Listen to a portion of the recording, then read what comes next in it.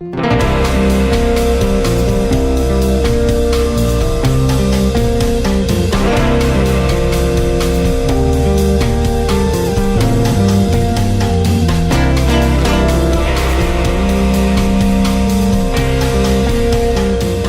many of you have ever received unfair treatment? Jesus said it is impossible that no offenses should come. Do you have the right to be offended? Offense is a snare, a trap. An offense is the bait of Satan. The bait of Satan.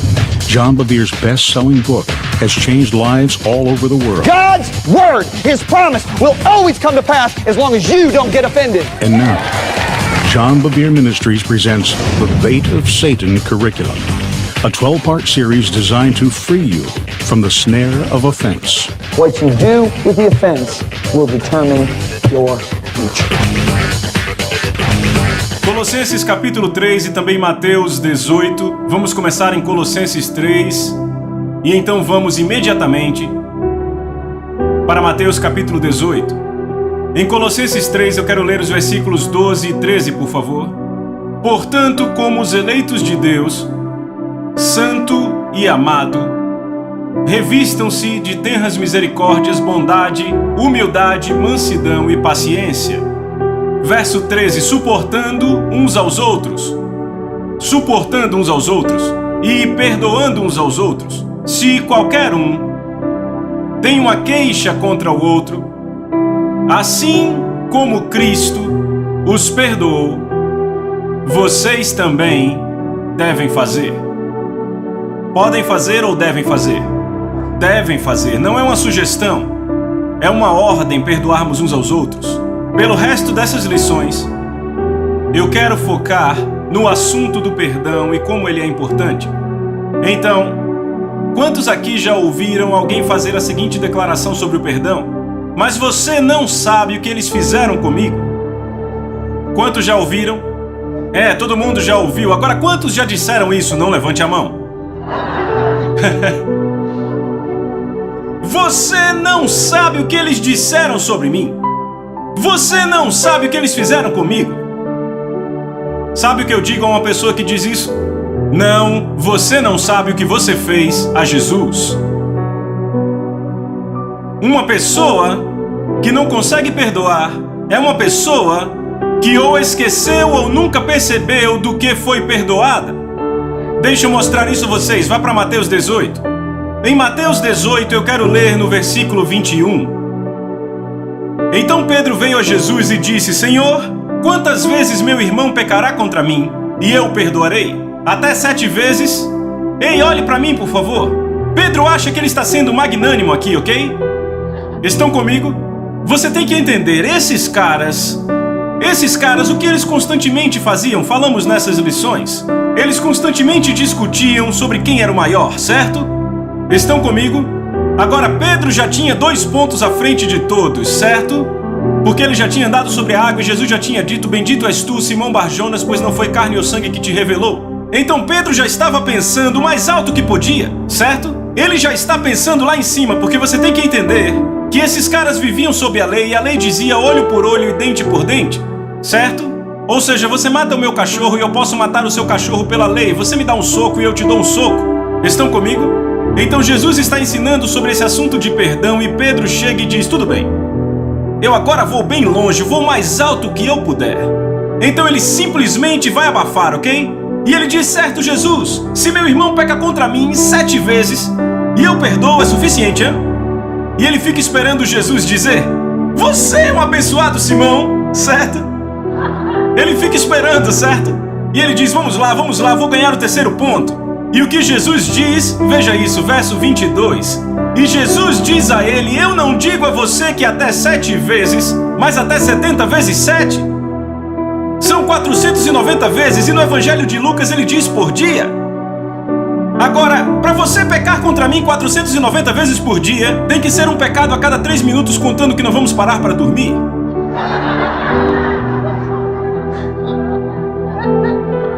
Eu não conheço ninguém que peque tão bem. Você conhece? Vamos, fale comigo. Então o que Jesus está dizendo? Ele está dizendo: ei Pedro, seu perdão deve ser incansável como o perdão do seu Pai no céu é? Então ele diz, certo, deixa eu deixar isso bem claro, dando uma parábola para vocês, certo? Então veja o verso 23, ele disse, então, o reino dos céus é como um certo rei que queria acertar contas com seus servos. E quando ele começou a acertar contas, foi trazido até ele que devia 10.000 talentos. Agora, olhem para mim, o que são 10.000 talentos? Agora, a primeira coisa que você tem que entender é que talento não é uma medida de dinheiro, é uma medida de peso. Entenderam? Um talento é aproximadamente 34 quilos, certo? Agora, isso é uma dívida, certo? Então podemos presumir com segurança que ou é ouro ou prata, correto? Então ouçam aqui. 10.000 talentos seriam 340.000 quilos de ouro. Entendem? Eu chequei na sexta-feira. O ouro agora está valendo $3,15 a onça. Agora, com o peso do ouro, são 12 onças para 400 gramas ou 16, eu não sei como funciona. Depende muito do sistema de medida, coisa assim. Mas enfim, então, há 12 onças em 450 gramas e cada onça vale $3,15. Então, se multiplicarmos isso, se multiplicarmos 12 onças vezes $3,15 vezes 340.000 quilos, sabe quanto esse cara devia ao mestre dele? 3 bilhões de dólares americanos. Entenda, eu viajo o mundo todo, eu tenho que lidar sempre com moedas diferentes. 3 bilhões de dólares? Quantos aqui acham que isso é uma dívida impagável? Posso ver sua mão? Alguém aqui diria que é uma dívida pagável? Posso ver sua mão? No final do culto vão querer falar com você, com certeza. Então imediatamente vemos com quem Jesus está relacionando esse rei, certo? Ele está relacionando o rei com Deus, o Pai, porque nós fomos perdoados de uma dívida impagável. Amém? A Bíblia diz que Jesus cancelou a escrita de dívida que consistia em ordenanças e a pregou na cruz. O que era essa escrita de dívidas? Era a cobrança, a dívida que havia contra nós e nunca poderíamos pagar. Ele pregou na cruz, aleluia! Oh! E ele nos limpou, pagou as dívidas, nos perdoou da dívida impagável. Amém? O clamor por justiça foi satisfeito. Agora vejam isso. Verso 25, como não tinha condições de pagar, o Senhor ordenou que ele, sua mulher, seus filhos e tudo que ele possuía fossem vendidos para pagar a dívida. O servo prostrou-se diante dele e implorou, mestre, tenha paciência comigo e eu lhe pagarei tudo, certo? E verso 27, então o mestre daquele servo foi movido de compaixão e o liberou, repita, liberou. Isso é perdão, quando você libera alguém, eles não te devem nada mais. O liberou e o perdoou da dívida. Verso 28, mas quando aquele servo saiu, encontrou um dos seus conservos que lhe devia 100 denários. Repitam, 100 denários. E ele o agarrou e começou a sufocá-lo, dizendo, pague-me o que me deve. Então o seu conservo caiu de joelhos e implorou, dizendo, tenha paciência comigo, eu te pagarei. Verso 30, mas ele não quis, antes saiu e mandou lançá-lo na prisão até que pagasse a dívida. Agora olhe para mim, por favor. Esse cara vai e encontra um conservo que deve a ele 100 denários. O que são 100 denários? Bem, você tem que entender que um denário é o salário de um dia, certo? Então 100 denários é o salário de 100 dias, ou o salário de 1/3 do ano, porque quando você pega feriados e dias parados, você trabalha 300 dias ao ano, certo? Então esse cara, sabe, ele pegou dele o salário de 1/3 do ano. Agora, digamos que você faça $45.000 por ano. Esse cara pegou de você $15.000. Será que essa é uma daquelas pequenas ofensas? Vamos, fale comigo, eu fiz uma pergunta. É uma daquelas pequenas ofensas? Não, deixa eu colocar assim, é uma daquelas pequenas ofensas que você diz, desculpe, cara, não tem problema, nem pense nisso. Esse é um tipo de ofensa desses? Vamos, não! O que Jesus está comunicando é que esse cara realmente estava mal com seu irmão. Mal, entendem? Porque é muito dinheiro. Quando alguém tira 1/3 de tudo que você trabalha no ano e não paga de volta. Estão comigo? Mas em comparação, se você comparar $15.000 com 3 bilhões, não é nem uma gota no balde. E isso é o que Jesus está comunicando conosco quando ele diz que a pior coisa que podemos fazer um para o outro não é nem uma gota num balde para o que fizemos com Deus. Por isso que alguém que não perdoa é alguém que esqueceu do que foi perdoado. Sabe o que eu penso que é todo o problema? Eu penso que todo o problema, sabe qual é? Eu acho que o problema é que nós temos categorizado pecados. Temos os grandões, certo? Certo, falo dos grandões. Adultério, certo? Abuso de drogas, assassinato. E temos aqueles grandões acima de todos, homossexualismo, certo? E então temos o que chamamos de fraquezas.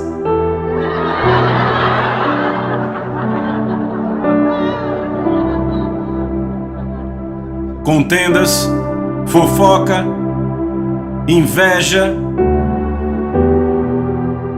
ira, falta de perdão, fraquezas. Mas sabe o que eu acho impressionante? Ouçam.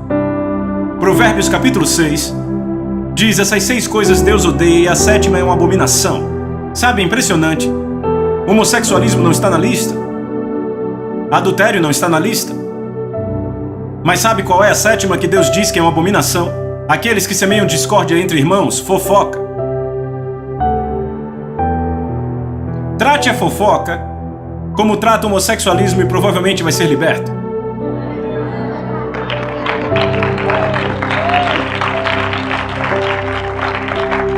Eu concordo com o homossexualismo? É claro que não. A Bíblia diz que os que o praticam não herdarão o reino de Deus. Mas eu acho que o grande problema é colocarmos todos esses pecados em categorias. Amém? Isso impede que pessoas cheguem ao Senhor. Eu nunca esqueço do tempo em que eu estava numa igreja no Alabama e eu fiz um evento que foi de domingo até a quarta e na terça a igreja estava lotada. E esse cara vem até mim na terça-noite e diz: ore por mim, o culto tinha acabado. Eu impus as mãos e o poder de Deus caiu sobre aquele homem e ele despencou no chão. Eu saí do prédio e ele ainda estava no chão. Um mês depois eu recebi um telefonema e esse cara disse que gostaria de falar comigo. E ele disse: eu não sei se você se lembra de mim, mas meu nome é JR e eu estava no evento que você fez no Alabama cerca de um mês atrás. E eu disse: eu lembro, você estava no chão quando eu fui embora. E ele disse: ah, você lembra de mim? Eu disse: sim. Ele disse: mas você não sabe da minha vida. Eu disse: então me conte. E ele ainda ficou enrolando por 10 minutos. Então ele volta e diz: bem, ele estava duro, difícil e distante. Ele disse: você não sabe nada de mim, se você apenas soubesse da minha vida. Eu disse: JR, me conte. Então ele enrolou por mais 10 minutos. E aí disse: se você apenas soubesse da minha vida. Eu disse: JR, pare agora. Eu disse: eu não vou mais adiante, só vou continuar se você me contar a sua vida. Ele disse: certo, eu conto. Eu sou homossexual. Eu disse: eu sei, JR. E ele ficou bem quieto. Ele disse: sabe? Sim, eu soube quando estava no Alabama. E ele disse: o que você pensou? Ele disse: será que você pensou aquele pervertido? Eu disse: não, JR, eu não pensei aquele pervertido. Eu vou dizer a você o que eu pensei. Eu disse: eu fui salvo na faculdade. Sabe, eu estudei engenharia, eu tenho diploma de engenheiro. Os executivos da minha vizinhança diziam que provavelmente eu seria muito bem sucedido. Eu disse: eu amava garotas, eu era bem normal na sociedade. Eu disse: mas eu tenho novidades, eu iria para o mesmo inferno que talvez você vá se eu não fosse salvo. E ele ficou bem quieto. E então nos próximos 40 minutos eu preguei para aquele homem. E no final dos 40 minutos, ele foi salvo, cheio do Espírito Santo e liberto do homossexualismo.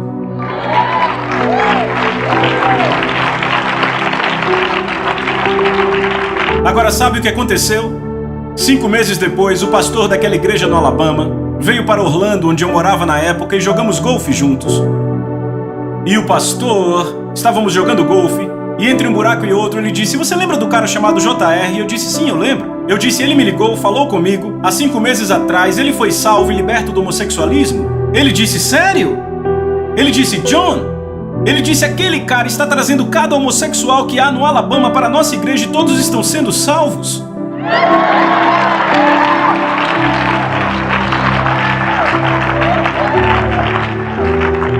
Compare isso com outra igreja que eu fui. Eu fui a uma igreja com 2.000 membros numa cidade com 6.000 pessoas. Era uma igreja bem significativa.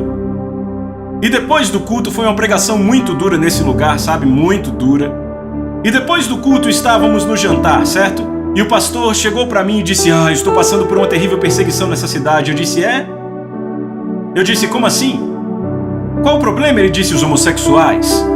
E eu disse: o que acontece? Ele disse: bem, eu disse a toda a minha congregação que se alguma instituição tiver um homossexual, seja um restaurante, uma loja, coisa assim, não compre nada lá, não coma lá, boicote. E eu disse: é? Eu disse: então, pastor, por que não boicotamos toda a loja onde as pessoas mentem, onde cometem adultério, onde fofocam, onde há falta de perdão? Eu disse: você não compraria nada em lugar nenhum, nem comeria em lugar nenhum. Eu disse: por que você deixou esse pecado acima dos outros? Veja, todo o problema é esse, amigos. Nós categorizamos pecados. Estão comigo? Eu tenho novidades, amigos. Nós merecíamos, é o que merecíamos, me ouçam com atenção, merecíamos o inferno. Merecíamos queimar no lago de fogo para sempre. Quando Adão pecou contra Deus, Deus, o Pai, poderia ter olhado para o Filho e dito: tudo bem, preferiram o inferno a nós, deixem que vão para o inferno e queimem para sempre, vamos criar outro universo com pessoas que nos amam. E sabe, ele seria totalmente justo. Porque nós merecíamos queimar no inferno para sempre. Sabe, eu penso que todo cristão deveria ter uma visão do inferno por 30 segundos. Você nunca mais teria problema em perdoar ninguém na sua vida. Porque é o que merecíamos. Eu nunca vou esquecer. Um pastor no Caribe, minha esposa e eu fomos pregar lá, ele tem uma grande igreja lá. E estávamos na sala de estar dele uma noite e ele disse para mim e para minha esposa, ele contou que quando tinha 8 anos caiu numa vala numa construção, no Caribe. Ele estava lá indo para a igreja toda semana. E a vala estava cheia de água porque estava na época da chuva, ele se afogou e morreu. Ouçam, por 45 minutos. Ele disse: John e Lisa, eu deixei meu corpo como o meu pé deixa um sapato, com todos os sentidos intactos. Ele disse: eu me lembro que quando eu deixei meu corpo, eu comecei a ir para baixo muito rápido e tudo ficava muito escuro. Ele disse: as trevas eram tão espessas. Ele disse que se eu fizesse assim, eu não via minha mão. A escuridão era tão espessa que parecia que eu vestia ela. E ele disse: quanto mais eu caía, ele disse, pior o medo ficava. E naquele momento eu percebi que não havia nada pior do que aquele medo que eu sentia. Ele disse: mas ficou pior. A cada movimento para baixo, ficava pior e pior. Ele disse: não temos medo para descrever aquele tipo de medo. Ele disse: não há um tipo de medo. E ele disse: eu ficava gritando: por que eu estou indo por esse caminho? Eu vou para a igreja. Ele disse: eu sabia exatamente aonde estava indo. 8 anos de idade. Ok? E ele disse: então, eu ouvi os gritos. Ele disse: sabe, existem gritos e existem outros tipos de gritos que fazem seu sangue gelar. Foi esse o tipo que eu ouvi. Cheio de terror. Ele disse: John e Lisa, ele disse, então eu vi as luzes das chamas. Ele disse: eu cheguei à entrada desse lugar e eu sabia que se eu entrasse nesse lugar eu nunca mais sairia dali. Ele disse: e um ser, ele disse, um tipo de ser pegou no meu ombro, eu não pude olhar porque eu estava com medo, e começou a me puxar para trás. E ele disse: de repente uma voz falou e abalou tudo, e disse: deixa ele ir. E o ser disse: não, ele é meu. E a voz disse: deixa ele ir, ele é meu. E ele disse aquela coisa, aquele ser me deixou ir e eu comecei a subir. E ele disse: quando eu subi, eu estava fora do meu corpo, vendo os paramédicos trabalharem no meu coração, na minha respiração, meus pulmões, e o meu pai ali do meu lado orando. E eis as palavras que meu pai dizia: Deus, meu pai, se você me trouxer meu filho de volta, porque papai era crente, Deus, meu pai, se você trouxer meu filho de volta, eu vou te dar ele para sempre. E agora aquele jovem é um pastor e ele já é pastor há anos no Caribe. Agora, eu falei com outra mulher que esteve no inferno, ouçam. O Senhor deixou que ela visse o inferno numa visão. Ela disse para mim, ela disse: John, ela disse, aquele lugar é indescritível. Não temos nenhum tipo de tormento ou horror para descrever esse lugar na terra. Ela disse: eu tive que dormir com as luzes da minha casa acesa por 2 meses e meio depois disso. Agora, isso é o que merecíamos. Entendem isso? É isso que merecíamos. Não havia nada que... ouçam, era isso que merecíamos. Não há nada que possamos fazer um para o outro que se compare a isso. Qual a pior coisa que você acha que uma pessoa pode fazer para outra pessoa? Eu pensei sobre isso e pessoalmente acho que a pior coisa, a pior ofensa que uma pessoa faria a outra, é molestar uma criança. Ok? Eu lembro que quando eu morava em Orlando, houve algo que um pai fez que horrorizou até os pecadores mais ativos. Ficaram irados com aquele cara, sabe, irados. Por uma semana em Orlando, ficou em choque com o que aconteceu. Ouvíamos isso o tempo todo na academia e tocava sempre no rádio, ok? Sabe, as discotecas ficaram horrorizadas com aquilo, a cidade ficou horrorizada. Sabe, uma das coisas mais horrendas que um pai já fez com um filho? Sabe, esse pai, ele ficou um pouco incomodado com a sua filha de 1 ano e meio porque ela chorava muito. Ligou o aquecedor, tirou a tampa daquele aquecedor escaldante e começou a mergulhar o bebê na água do aquecedor fervendo. Ela teve queimaduras de 2º e 3º graus do topo da cabeça até a sola dos pés. Agora imagine, os pecadores estavam irados. Sabe, nós ficamos horrorizados. Por mais horrendo que aquilo fosse, não é nada comparado à eternidade no inferno. Mas era o que aquela garotinha merecia. Era o que eu merecia. Era o que você merecia. E ainda assim Deus escolheu liberalmente nos perdoar. Foi por isso que eu disse que uma pessoa que não consegue perdoar é uma pessoa que esqueceu do que foi perdoada. Verso 29. Então seu conservo caiu de joelhos e implorou-lhe: tenha paciência comigo e eu lhe pagarei. Mas ele não quis, antes saiu e mandou lançá-lo na prisão até pagar a dívida.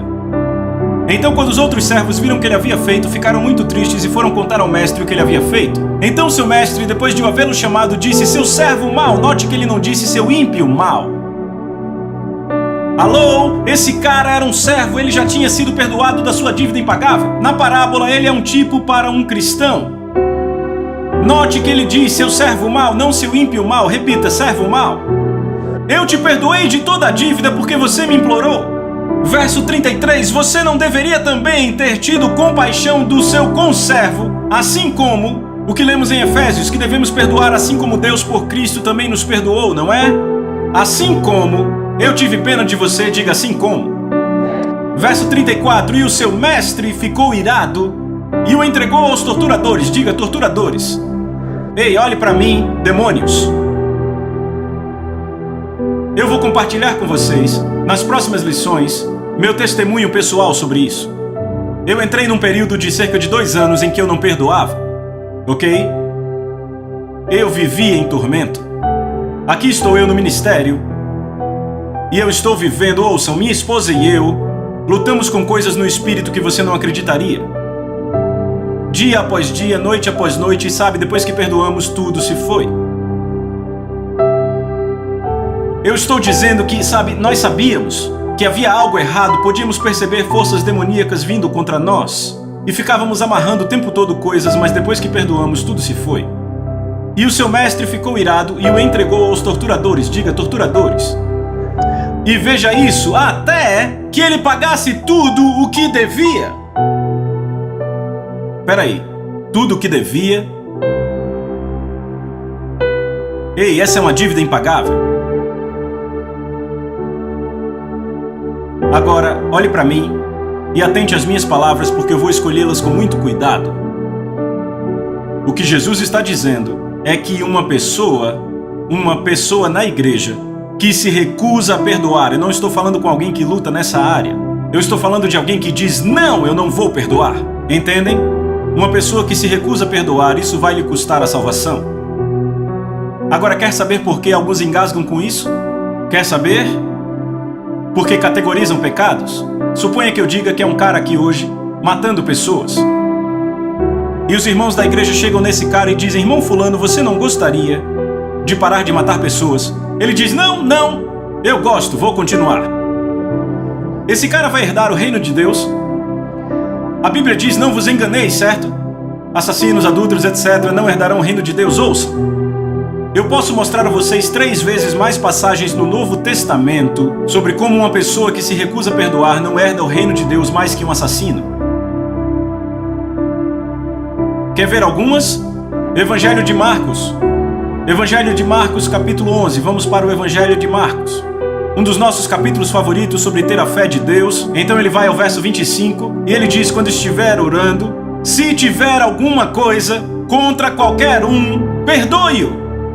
Veja isso, repitam, que o seu Pai no céu também possa perdoar seus pecados. Será que Deus é Pai para o pecador? Não! Ele é Deus para o pecador, Ele é Pai para o crente. E segundo, os pecadores ficam orando? Não! Ele está falando profeticamente aos filhos. Veem isso?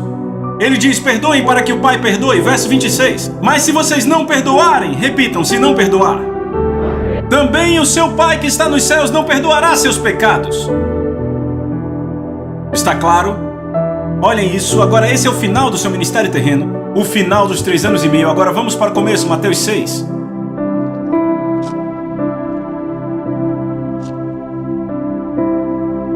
Verso 14, por favor. Jesus diz: pois se perdoarem as ofensas uns dos outros, o Pai Celestial também lhes perdoará. Outra vez fala aos filhos. Verso 15, mas se não perdoarem uns aos outros, o Pai Celestial não lhes perdoará as ofensas. Está claro? Vamos falar do Pai Nosso. Pai Nosso que estás no céu, santificado seja o teu nome, venha a nós o vosso reino, seja feita a tua vontade na terra como nos céus. Perdoai nossas ofensas, como perdoamos aqueles que nos têm ofendido. Você quer que Deus te perdoe como você perdoa aqueles que agem errado contigo? A questão é que é exatamente como você vai ser perdoado. Agora temos boas novas. Você quer, são pesadas, mas são boas novas. Ele derramou o seu amor em nossos corações. O seu amor foi que nos perdoou. Nós temos a habilidade de perdoar. Amém? Ouçam, eu vou encerrar com isso. Esta é a única parábola. Volte para Mateus 18. Há uma verdade maravilhosa aqui.